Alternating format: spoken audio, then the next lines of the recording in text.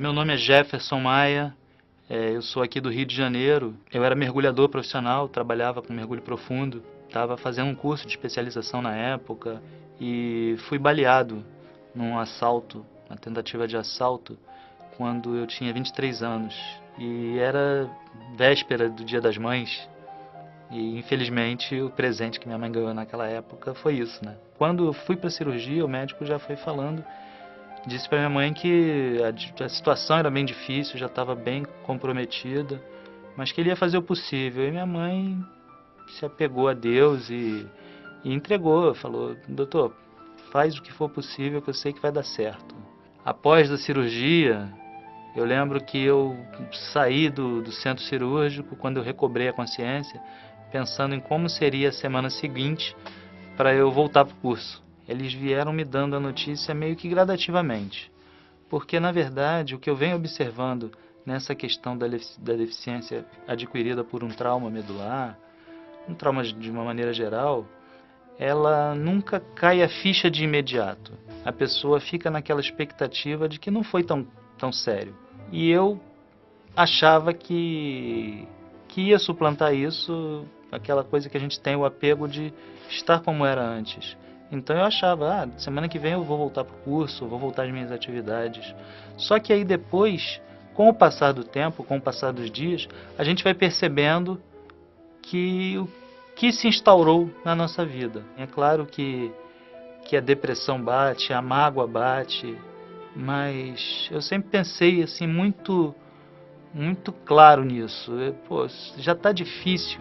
Se eu ficar revoltado, vai ficar mais difícil ainda, tanto para mim quanto para quem me apoia. Eu, para não cair nessa depressão, percebi que a solução é viver, um dia após o outro. Simplesmente viver. Eu sempre fui muito ligado ao esporte. A minha própria atividade profissional era uma atividade física.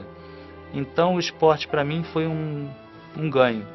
Porque quando eu saí do centro de reabilitação, a minha situação ainda era bem complicada, bem limitada fisicamente. E eu saí do centro de reabilitação e fui entrar no esporte, no paradesporto. Fui atleta da natação por algum tempo, depois parei a natação, voltei a fazer mergulho. E assim, é um caminho, porque se a gente parar para pensar nas dificuldades, a gente não anda. A gente precisa pensar nas adaptações. Por exemplo, eu sempre tive muita tendência, muito prazer com as artes. E hoje eu já estou me redescobrindo com mais uma surpresa de vida, que eu estou me adaptando à pintura. Então eu estou pintando quadros, usando o pincel com o uso da boca, e estou conseguindo fazer, eu acho que algo até melhor do que eu faria se fosse com as mãos. A deficiência, ela não significa o fim, significa uma maneira de fazer diferente. O carro é adaptado, eu dirijo dessa forma. Eu ando adaptado, a cadeira é uma adaptação.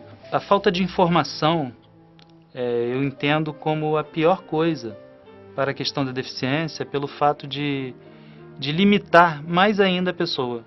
Porque a partir do momento que você tem um espelho, um referencial, que uma outra pessoa com uma situação parecida com a sua pode fazer algo mais, pode dirigir, pode estudar, trabalhar, não importa, você descobre que você também pode. Talvez possa não conseguir daquela maneira, mas vai conseguir.